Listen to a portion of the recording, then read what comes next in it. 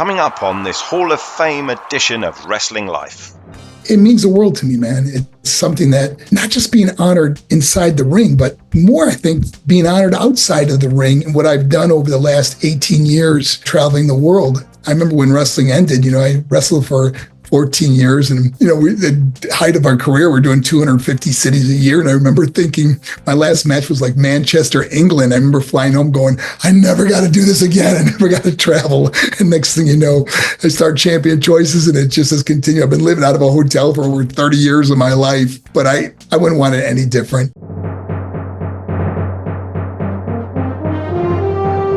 Welcome to the Wrestling Life Hall of Fame, celebrating the careers and accomplishments of legendary squared circle talents.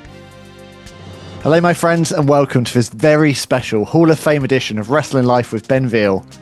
Joining me on the show today for his Hall of Fame induction is a former WWE and WCW superstar who really illustrates what wrestling life is all about. From riding high in the Attitude Era as marvellous Marc Mero to hitting life's rock bottom after losing his marriage and his financial fortune, Marc Mero is the walking, talking embodiment of what it means to be a Hall of Famer. His impact post-wrestling cannot be overstated. As a former Golden Gloves boxing champion, WCW television champion, and WWE Intercontinental champion, Marc Mero has used his fame with real heartfelt purpose to make a difference in this world.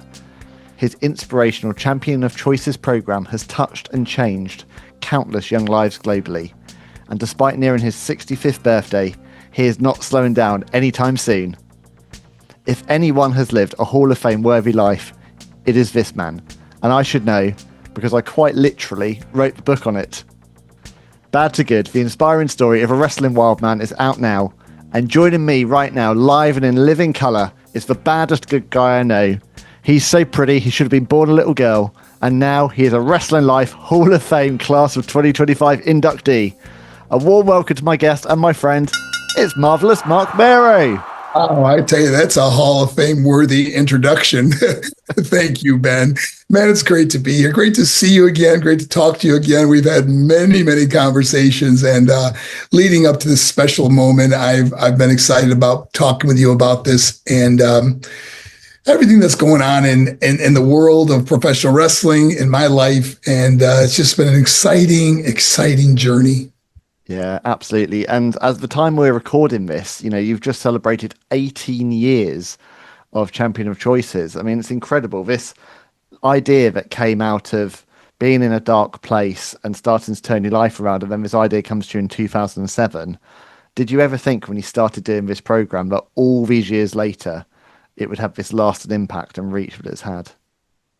Ben, it just goes to show that no matter how dark it may get in somebody's life, if there's just a glimmer of hope, a glimmer of light, just move towards it and keep fighting, and resilience and intestinal fortitude. We can get through these things. After every storm, the sun will eventually shine. Just don't ever give up. And that's what I learned about life, about, perseverance, about helping others, is just giving them that hope. If we just can live with hope in our heart, if we walk with hope in our heart, we will never walk alone.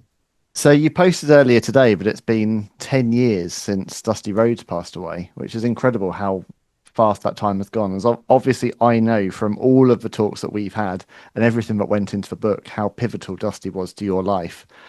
For the listeners out there, just tell me briefly about how important Dusty Rhodes was to this Hall of Fame career that you've had. Well, if it wasn't for Dusty Rhodes, we wouldn't be having this conversation right now. He's just been an incredible mentor, friend, coach. He discovered me, in a sense that I was a guy that was getting beat up for $150 to the superstars in professional wrestling on national television. And he saw something in me and brought this character to life named Johnny B. Bad. And my life took off, financial fortune, marriage, it's just incredible what happened because one man said, that guy can do this. And it just took off. I couldn't be more thankful. And every year when the memory of his passing comes up, I always post about it because for as long as I'm around, I'm always going to remember this man that changed my life. And not just my life. I mean, you look at numerous wrestlers that Dusty Rhodes gave a break to that now, have gained a fortune or have families, and it's all because of one man that believed in people. And it speaks to that power, doesn't it, of believing in someone and giving them an opportunity, because at the point that Dusty, as you say, found you, your life could have gone in a very different direction. You were an enhancement talent with WCW. It had been a very short time that you'd gone from as we talk about in the book. You started out being trained by Boris Malenko. Very quickly you found yourself on WCW television, but obviously as an enhancement talent. Hard to know what your life would have been like in wrestling had it not been for Dusty finding you and giving you that opportunity. But that's so relevant to what you're doing now, isn't it, with Champion of Choices, that seeing people for where they are, believing with them and giving them self-confidence. That's so true, Ben. Dusty believed in me, and I want other people to see that I believe in them. And that's what I bring to schools, corporations, churches, community centers all over the world, is I just bring hope. And I want people to believe in themselves, because it's amazing when you have that feeling that somebody believes in you. But the amazing dynamic that happens is when you eventually believe in yourself, as they do, and your life can change in a heartbeat. And I think that's what happened to me, is when I seen that Dusty believed in me and I could do this character. Remember, my character was much different than how I was in real life. Johnny B. Bad was not how Marc Mero was brought up. And he was such a flamboyant, outgoing, charismatic character, that how Dusty was. I mean, that was Dusty Rhodes. And when he believed that I could do that, it just translated into me learning little by little, by him teaching me, coaching me, and eventually being able to come out there and give all those promos and fun times as the character Johnny B. Bad. Does one moment stand out to you, Mark, as like your favorite moment as Johnny B. Bad? Well, of course, winning my first title ever, which was the World Television title, beating Steve Regal, was probably one of the most memorable moments of my WCW career, because of the fact that, it was now, kind of just somebody believed in me other than Dusty Rhodes. I mean, it was like they believed that I can carry this belt and make a difference in professional wrestling. And but just to the honor of that, carrying that belt, my first one, was something I'll never forget. And I remember dedicating it to Mama Be Bad, to dedicate it to my mom. And of course, there's a beautiful photo that we share in the book of you and your mum with the WCW television title, which would end up being the last photo that you two would have together, wouldn't it, before she passed away? It's very ironic that was our last photo, was her wearing my belt. It's really fitting, isn't it? I remember talking with you at length about that. It's really fitting and beautiful that actually the last photo you had with your mum was her celebrating your success and everything that she had sacrificed along the way to help you to reach that point. It's really fitting and beautiful that was the last photo. Just obviously you lost her incredibly young.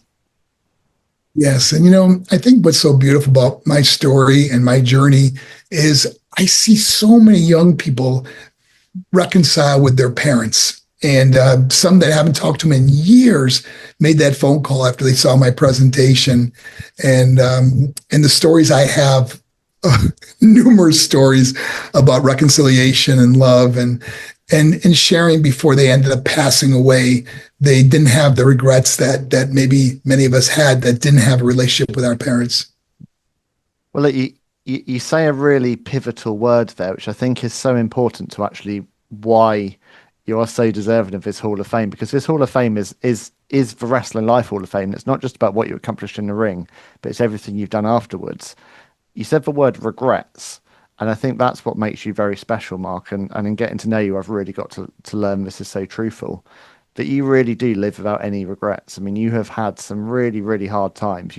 As you said, you've hit rock bottom's basement. You've gone as low as a man can go, yet you are living without any regrets. Talk to me about the journey you had to go on to reframe your mindset to be able to be just grateful for where you are now, rather than looking back on what you could have had or what you could have been. Ben, it's so easy to have regrets in life and look back and say, why didn't I do this or why didn't I do that? But I take regrets as learning experiences. And that's what as sad as it was when my mom, my little brother, my little sister passed on, or many loved ones or many friends in the wrestling industry, I don't want to live with regrets. I just don't want to live with learning experiences that I can bring something to somebody else of maybe something I went through and help them, And, Ben, this is beautiful, man. This is my Hall of Fame inductee, Marc Mero.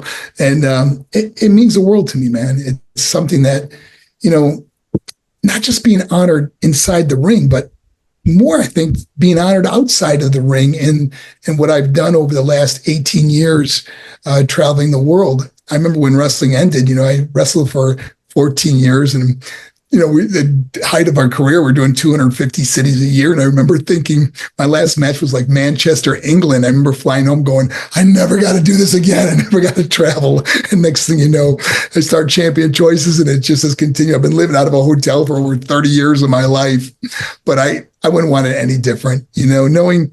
I think when you talk about legacy too, and this Hall of Fame is all about legacy, really. And my legacy is not going to be how much money I had, or how good of a wrestler I was, or how big my house was, or what kind of car I drove.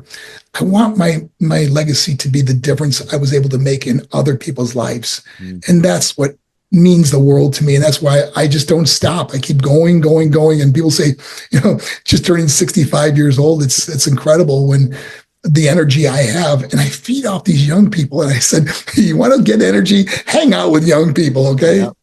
But still hit the shooting star press, can't you? I still can. Yes. Are you kidding me, man? As long as I have some athletic ability left, I will continue to be doing the shooting star press, the wild thing, and of course the Mero salt, and having a lot of fun doing it.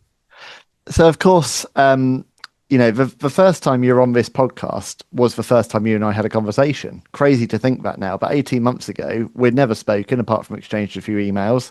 You come on to this show with some random British podcast that you've never heard of, and we have a great conversation, and that leads to the book.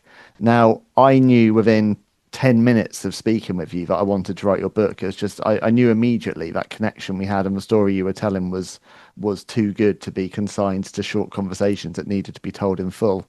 How does it feel having come out the other side of what's been a very long process we went through, and a very hard process at times we went through to write this book? How does it feel that it's out in the world now and also being enjoyed by readers? I just got a beautiful message today about someone that just finished the book and was go over the moon with it, and how it inspired them, and maybe something they were going through was in the book that they really needed to read or hear. And I remember your enthusiasm when you first talked to me about writing my story. And I was like, I've always wanted, I wrote a book 14 years ago, How to Be the Happiest Person on the Planet, but I never wrote my story.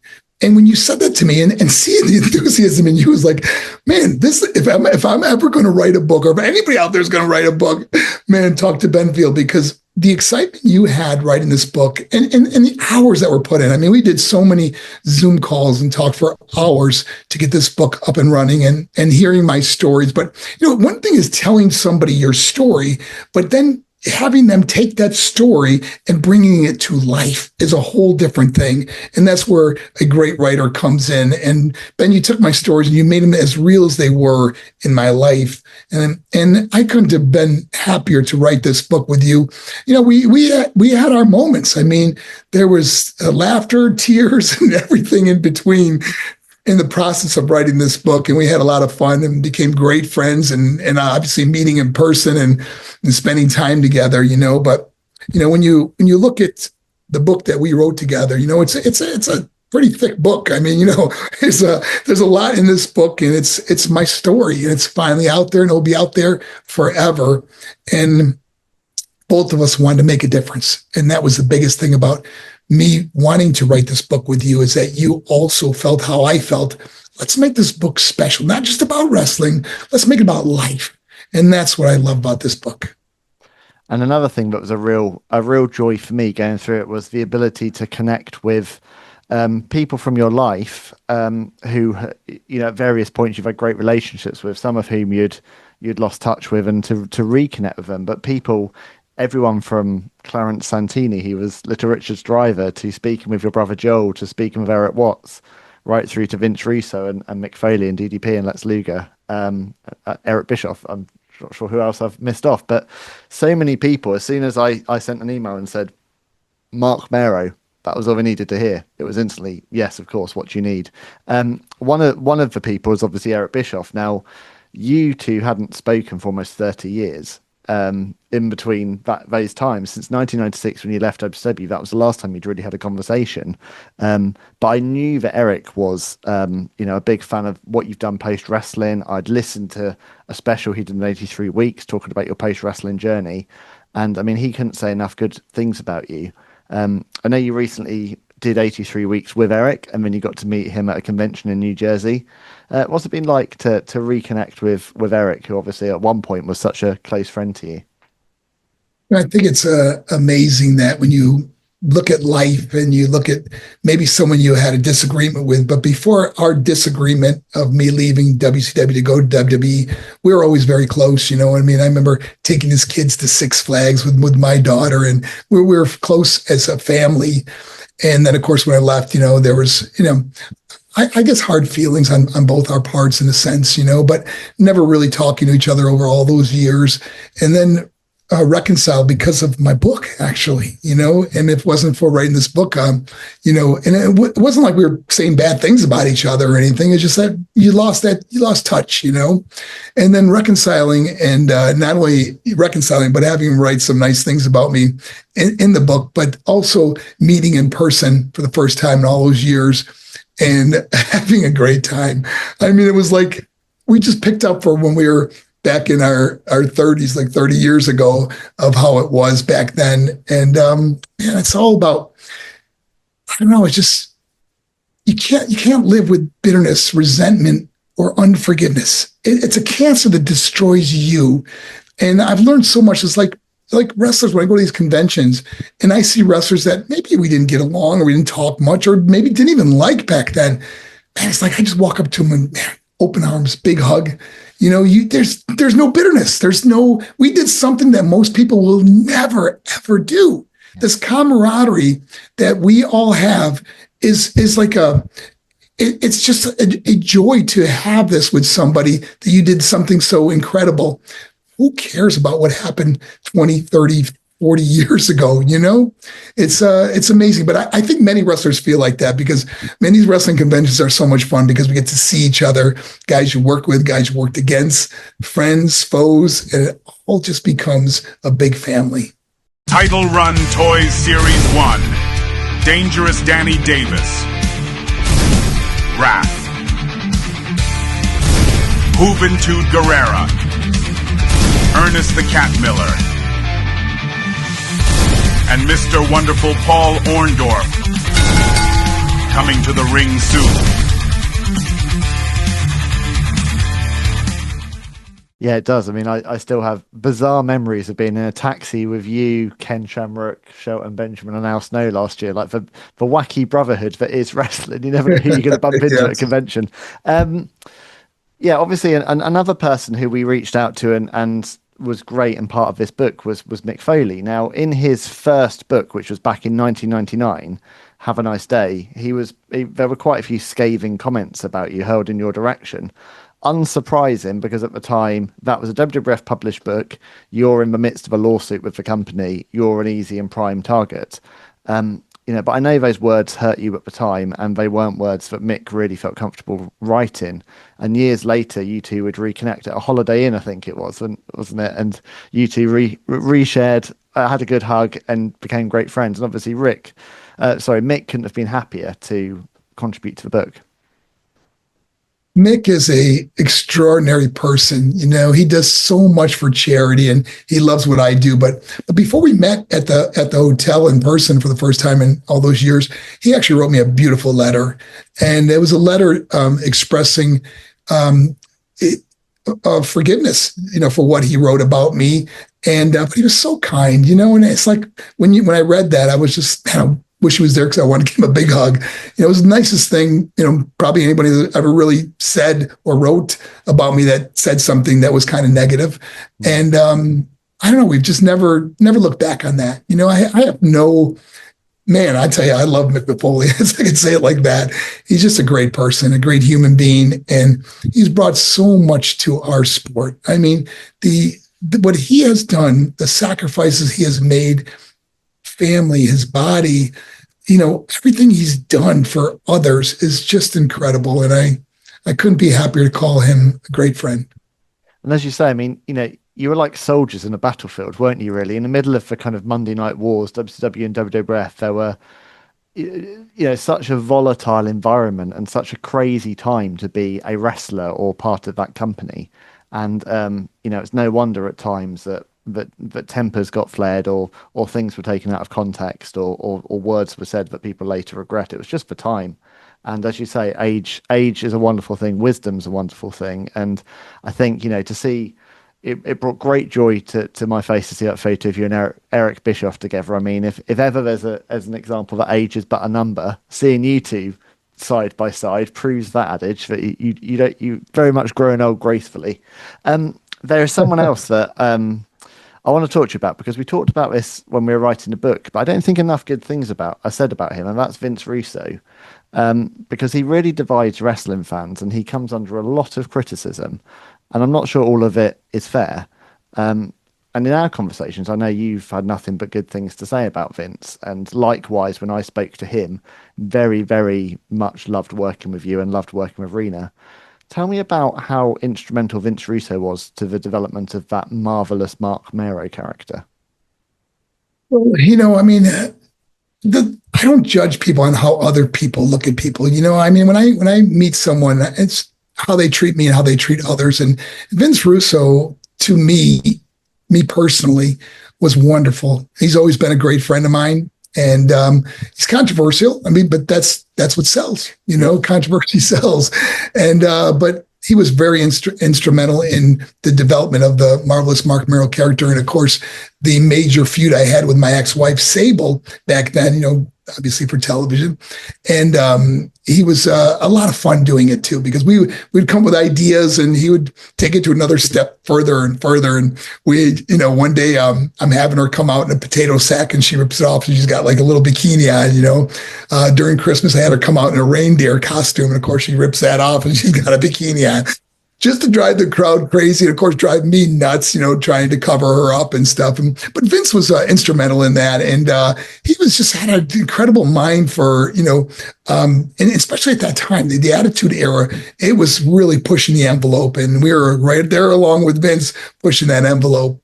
But I was recently in his home state, and I didn't realize that he was even living there. I would love to go on and see him, but now we've talked, and next time I go out there, I'm gonna go and see him and spend some time with him. I look forward to that. Oh, that's awesome. But I mean, there were times, weren't there, where that kind of feud you had with Sable, it got uncomfortable, didn't it? It kind of blurred the lines between fiction and reality, as we speak about in the book. There were times when obviously, you're a couple on air, you're husband and wife in real life, you're both Christians, you're trying to live life the right way, and some of those storylines in the Attitude Era really kind of bordered on spousal abuse, didn't they? Yeah. We actually had to tone it down at times because of the fact that it was blurring the lines of people. I remember going out to dinner with my wife and daughter, and people come up and angry at me and asking her, how can you be around this guy? And it affected our family. It affected my daughter immensely. It was a tough time, but understanding that we're actors, basically. We weren't having trouble behind the scenes. It was just that what we were doing in front of the camera that did blur the lines and was pushed further and further. And of course, there was times when I remember one situation where she was riding her horse and she eventually fell off the horse and then got kicked by the horse and gave her this huge black eye. And they wanted to use that on TV as kind of like I did it, or allude to the fact that I did it. And we had to cut that out because it was going too far, spousal abuse, or, a man beating up a woman. So that was a very eye-opening time where we had to go, wait a minute, we're going a little too far with this. I mean, it was the era where, women were getting put through tables left, right, and center. It was such a strange time. I remember watching that as a teenage boy and thinking, this is really odd. It's like not really how I've been raised and what I understand, how men should behave. That Attitude Era and that whole time in society. This was the time of South Park and the Jerry Springer Show and everything that went with the culture at the time, wasn't it? Yeah. It was different times. Well, Ben, you were there at my last match at Capital Carnage when Jackie got her top ripped off in front of 10,000 people, completely, nude, and it was, to push the envelope that far was like going, oh my gosh, what is next? Yeah, absolutely. I mean, obviously we talk a lot in the book about Sable. It'd be impossible not to talk about Rena because her trajectory and your trajectory were so closely intertwined. And obviously you were married for 10 years and you're a family for a long time. Did you find that kind of working through the book and putting all that down on paper and all the hours we had to spend talking about it helped you with kind of processing your feelings towards Rena? I know you've said to me many times before, and you said in the book that you're thankful to her. Was it helpful to kind of reflect back on everything that you did together and put that down on a page? Absolutely. The one thing about why forgiveness is so important in life, because like I said, if you don't forgive someone, it's a cancer that eventually destroys you. And people ask me all the time, well, how do you know when you've forgiven someone? And for me, it was easy. It's like when someone mentioned her name, I didn't get angry anymore. And I wish her absolutely the best. I mean, we share a daughter together, and I'm so happy for her and her life and her marriage and her kids and everything she's got going on in life. But writing this book, it was very therapeutic, because I don't talk about her much anymore. I don't think back on those years and reliving a lot of those moments. Some of them were marvelous, like our WrestleMania match together. There's so many great memories that we shared together, but there was a lot of heartache, and writing about that brings back those memories and those feelings of hurt and pain and things that you went through. But I just use this fuel to help other people go through things that they may be going through in their life. But like I said, no animosity, no bitterness, no resentment, and especially total forgiveness. I mean, I'm sure a lot of people probably expected that there'd be a scathing account of obviously the affair and everything that happened with Brock Lesnar, but that just isn't you. I mean, I think you are, as you said, you wish them nothing but the best. They're a family, they've got children. It went down like it went down. Things happen, relationships break down, affairs happen. And I think there's a real kind of beautiful message in that, which I hope is going to relate to a lot of people who either read the book or hear us talking now, but actually bad things can happen in life, but it's how you respond to them. But also being realistic about it, the fact that you didn't just immediately bounce back and go, oh, that's okay. You literally hit, as you describe it, rock bottom's basement. You went as low as a person can go before you very, very slowly and gradually made your way back. And I think that's something that's so often overlooked in today's world, is actually those kind of big Herculean comeback stories that we see. Sometimes they happen in very small incremental stages, day by day. You slowly rebuild your life one step at a time.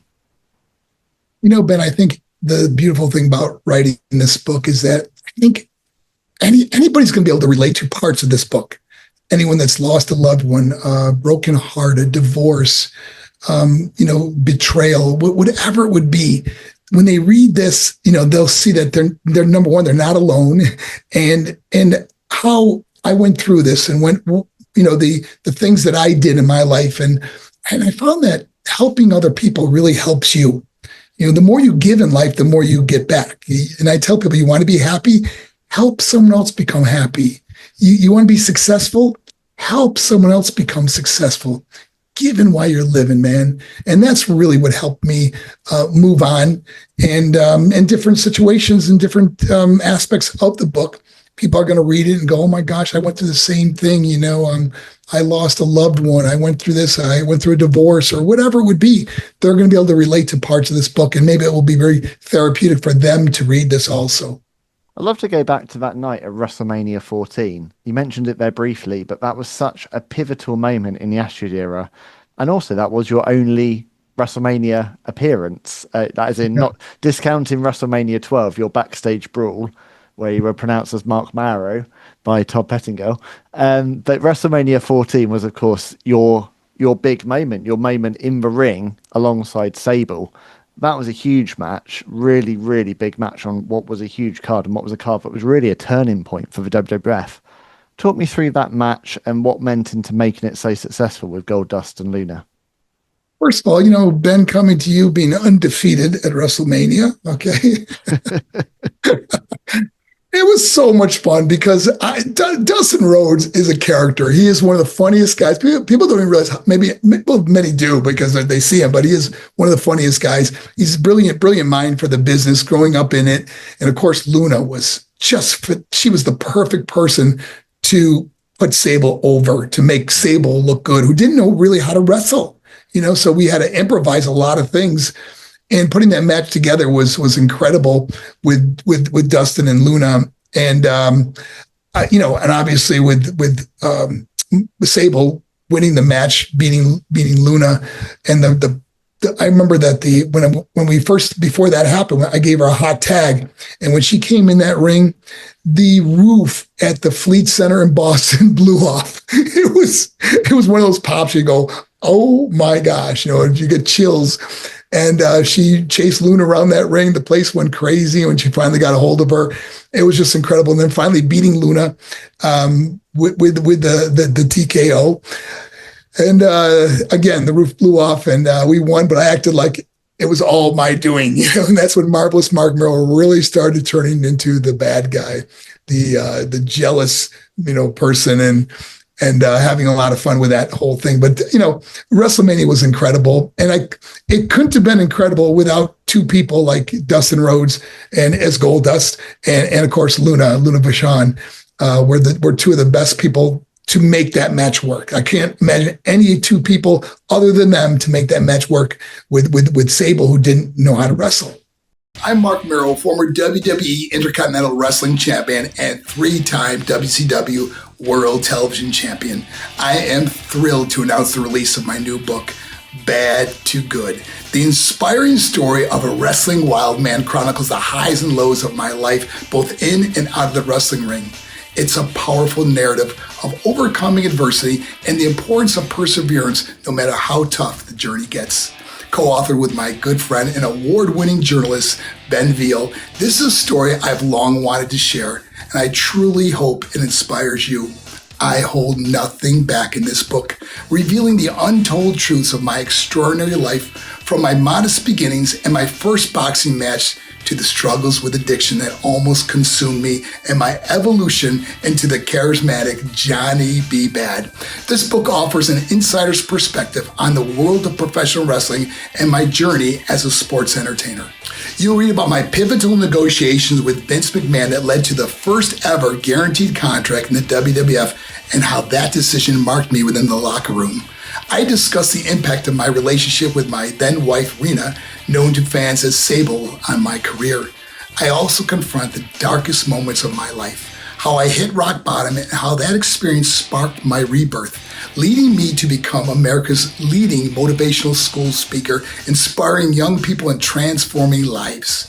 Featuring forwards by my good friends Diamond Dallas Page and Lex Luger, along with contributions from Mick Foley, Eric Bischoff, Vince Russo, and others who shared this wild journey with me. Bad to Good is a story you don't want to miss. Head to Amazon.com or WrestlingLife.online now to pick up your copy. So you go from being undefeated at WrestleMania, quite right to point that out, that's very important, to the Brawl for All, which a lot has been said and written about the Brawl for All over the years, that crazy tournament. What I found quite refreshing about your view, Mark, is that you recognise that it's a ridiculous idea, but you're also very quick to praise everybody that took part in it, because there was a lot of risk involved to work in shoot fights on live WWF TV. And as you rightly said, most of the big names didn't do that. In the book, you're really open in talking about Bradshaw. And I know since those days in the WWF, you and JBL have become great friends, on very good terms. You really admire his charitable work. But back then, you said he was a bully.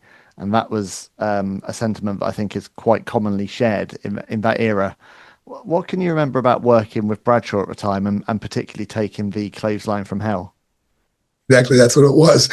I knew he didn't like me, and it was very obvious. And when we wrestled each other, he was very, very stiff. When his power bombs, he felt like he was trying to put you right through the mat.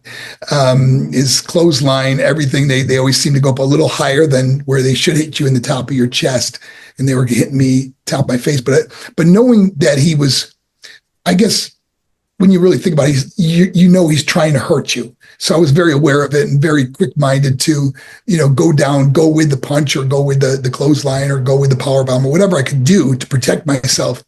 But knowing we did not like each other back then, when I had the opportunity to fight him in the Brawl for All, I was like excited about it, and I just couldn't wait. And plus, I think they're giving us an extra $5 or $10 to do those silly matches, But when we fought each other, it was 3 rounds and it went to a draw. It was like they're ready to take our gloves off. They're going, wait a minute, one more round, So we had to fight one more round.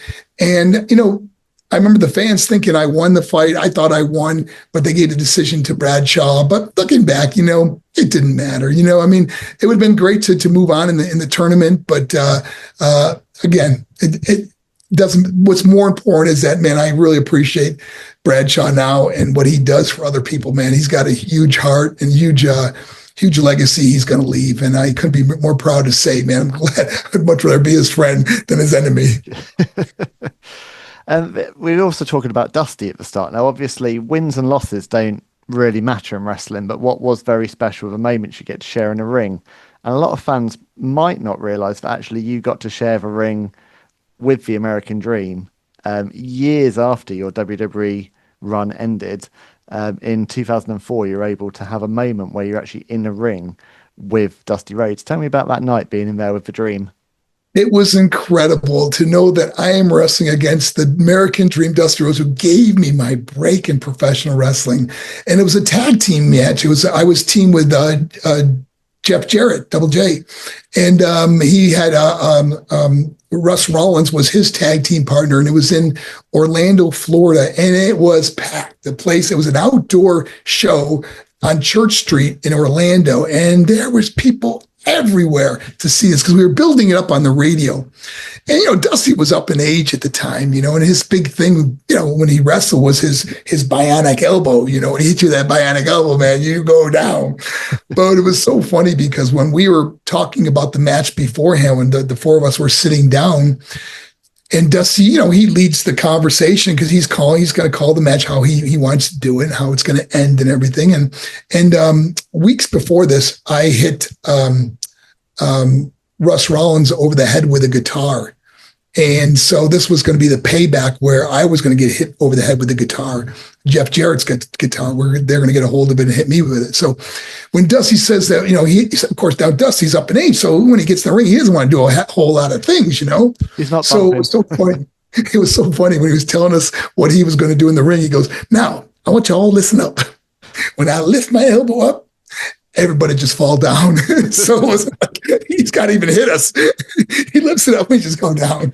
Of course, it was a joke, but I just remember his sense of humor was just incredible. He was a hilarious guy, man. And I just miss him so much, and especially on the anniversary of his passing. What a blessing to even talk about him today and think about him. But yeah, that was great. But I got to take the bionic elbow, boy. I tell you, he had me in the corner and he hit me with that bionic elbow, and I was like, thank you, Lord.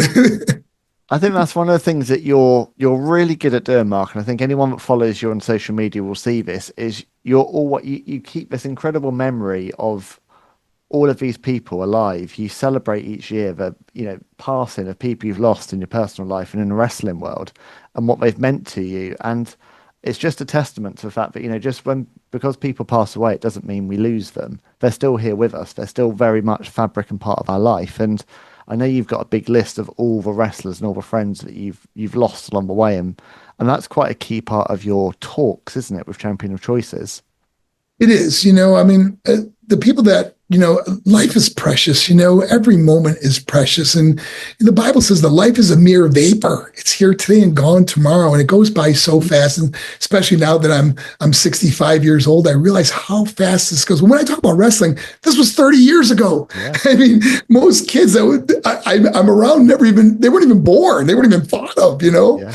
And so to realize how short it is and realize that, realistically, you have 15, 20, 25 years left on the planet if you're blessed and lucky and without health issues. I want every day to mean something. I wake up every morning. I find myself like happiness is a choice. People go, I can think about all the miserable things that are happening in the world or things that didn't turn out well for me or whatever and be upset or miserable or whatever. But man, I choose to look at the bright side of things. I wake up and every morning, my prayer is, Lord, thank you for another day. What can I do today to make a difference? What can I do today to show gratitude and happiness? And that's why my friends, family, everyone that knows me always says the same thing. You're always in a good mood. You're always in a good mood. But it's a choice. It really is a choice. And I think anyone that falls into depression or anxiety or something, they really should start looking at more positive things. Our minds are so powerful, Ben. We can take ourselves down that dark path very easily, or we could turn that thing around and just go, you know what? I got a shower, I got food, I got a home. And, and the people that maybe can't say that have to look at the things that they can say that are the bright spots in their life. They're breathing. They have an opportunity to make a change. Yeah. And I mean, I've been very blessed, obviously, through the relationship we've had to not only get to know you, but also get to know DDP and get to know Lex Luger. The three of you guys all are united by that same shared view, aren't you, of life, that every day is a gift and to make the most of it and also to try and pay it forward to other people. And I think that's clearly a big part of your friendship, and also the fact that you're fiercely competitive. It's hanging out with those two guys. There's too much inspiration. Okay, you just can't handle it. Right? Inspiration overload. But no, it's great. I'll never forget. Obviously reconnecting with Lex. We've always been friends. But obviously we exchanged the world television title. This side right there. Yep. There. My world television. We exchanged that 3 times, and so I reconnected with him at a wrestling convention. Lex is in a wheelchair. I remember going up and giving him a hug. And remember, Lex had probably the best body in professional wrestling. I mean, he was on the verge of being a pro bodybuilder. He was, And I remember hugging him and feeling his bones. I mean, he lost all his weight and he's much, I don't know how to say it, but it's just wasn't the Lex that we knew back in wrestling. But this is why I'm telling you this story is that I said to him, Lex, how you doing? He looked at me and his eyes were so bright. And he goes, I've never been happier. He goes, I have the Lord Jesus Christ in my life. And I thought, wow. So anyone that's gone through hardships or physical limitations, and you see someone like Lex who says he's the happiest he's ever been. And I totally believe it. He lives it. He really does. And you can just see the joy he has. Such a different person. And the transformation he has because of God is incredible. And just being around him, man, you get fired up being around him. And he brings that energy to people. And of course, Dallas, DDP and I are so competitive. We wrestle each other hundreds of times. We work out together. He still hasn't beaten you, has he? What's that? He still hasn't pinned you. Not yet, but I'm sure that guy's going to have one of those, hardcore titles coming up soon. No, you know what? It was actually it's a kind of our joke we have with each other, that I always was able to beat him. That storylines were always that I won every match, And then I remember just before I was getting ready to leave, it was a pay-per-view. He was going to finally win, and the coming out party for DDP is this new champion. And I said to him, I go, Dallas, I just signed a deal with WWE. I'm leaving. And he's like, you son of a gun. So, but anyways, you know what? He's done so well in life. He really is. He's an amazing human being. He loves helping other people. And when we train together, it's like I mentally got to get prepared to go. He's 20 minutes down the road from me. So I mentally got to go get prepared to work out because he's always bringing it. He always wants to outdo me, man. And it's like, enough is enough, Dallas. Let's have fun. But that's great, isn't it? But that's friendship at its heart, isn't it? You're pushing one another and encouraging one another. The last question I've got for you on a wrestling front before I hand the floor over to you for your Hall of Fame induction is that beautiful title I've got behind me, the white Intercontinental title belt. Yeah. Even though you held it for 28 days, still really synonymous with you. It's still one of the most shared photos of Marc Mero there is online. It's very... that belt and Wildman Marc Mero just fit perfectly together. And I know it should have been a lot longer run. You should have had more time with it, but you've made that belt mean so much ever since as a symbol through Champion of Choices. When you win the belt in September 1996 from Ron Simmons, you immediately dedicate your win to your Lord and Savior Jesus Christ. Now, in today's world, there are a lot of outspoken Christian wrestlers, and there are lots of wrestlers that talk openly about faith. But back then, that was very much taboo, with the exception of Hulk Hogan saying his prayers and eating his vitamins. People didn't really talk about God within wrestling. And I know you got a fair few kind of comments, didn't you, backstage afterwards? But do you look back now, that was such a big moment for you. Do you just have pride for the fact that you were true to yourself and that you gave the credit where it was due on that night? At that time, I was really living my life for Christ. And obviously my marriage was strong. My faith was strong. And it just came out. It was like one of those things. I was so overjoyed and everything in my life was so good at that time. And I just remember just saying, I want to thank my Lord and Savior, Jesus Christ. And of course there was a lot of backlash, but I'll be honest. Yeah. Does it bother you? Yeah. It hurts you, because not everybody thinks or believes the same way as you do. But looking back now, I'm glad that soundbite will always be out there, even though I went, the prodigal son left and went away for a while and made a lot of bad choices, a lot of mistakes, a lot of drugs and alcohol and stupid decisions. But reconnecting with my Lord and Savior has been the greatest gift. And it's been many, many years that I've been living this life. And I can't talk about him at schools. You can't even say God anymore at most schools. But I let him live through me. And I before every presentation I do at schools, I pray his love and light shine through me in some way, somehow. But getting back to the belt, that belt is probably the most photographed belt out of anyone that's won that title, because every school I go to, every kid wants to throw that belt on his shoulder and take a picture. So that belt is probably more photographed than anyone else that has ever had the IC title. And it will continue because kids love those belts, man. When I come out with the belt on, the crowd goes crazy. And remember, they don't even know me from wrestling. They never saw me wrestle. And then if you look back on YouTube videos or something like that, but many kids know me from my YouTube videos for presenting. When they tell we have a presenter come and kids will Google you, a lot of my videos will pull up on social media and they go, oh my God, that guy's coming to our school. So the reception is always really good. And you're in front of the toughest audience. Those middle school, high school kids are the toughest audience, okay? But I often get kids that stay after that want to meet me and spend time with me. And I always enjoy that. Well, look, the floor is yours. Not to put you too much on the spot, but this is it. You're officially inducted into the Wrestling Life Hall of Fame class of 2025. I couldn't be prouder to induct Johnny B. Bad himself, the wild man, the marvellous one, Mr. Marc Mero. Before we wrap up, is there anyone you'd like to thank or any message you'd like to share today? Well, there's so many that I want to thank. I want to first and foremost the fans, man. Without you, none of us would be here. I mean, when people don't give the fans a time of day or won't sign an autograph for them or take a picture, and that's really sad. It breaks my heart when I see that. But I really want to thank the fans, man. You made my life incredible, and you continue to make it incredible. I want to thank Wrestling Life Online for this incredible this incredible induction. Ben, I want to thank you as my friend, my co-writer for my book, and all you do, man. You do an incredible job on your podcast.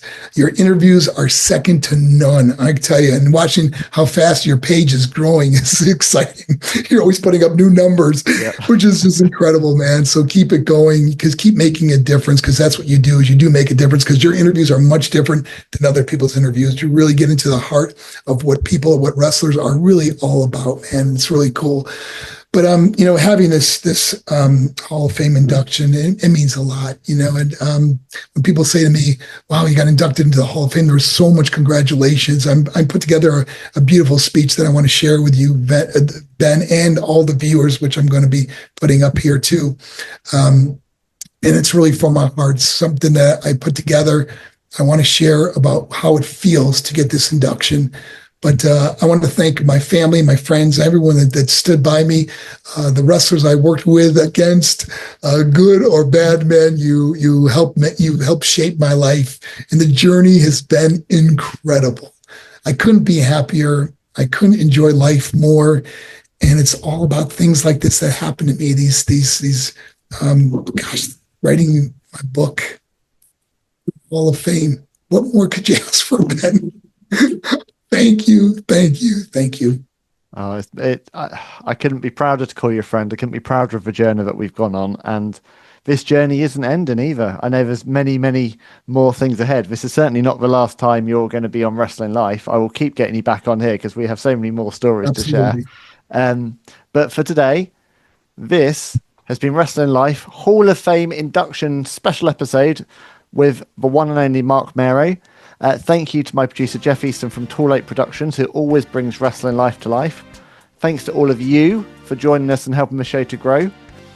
We'll be back soon. In the meantime, please be good to each other. Pay it forward. I'll see you soon. Bye.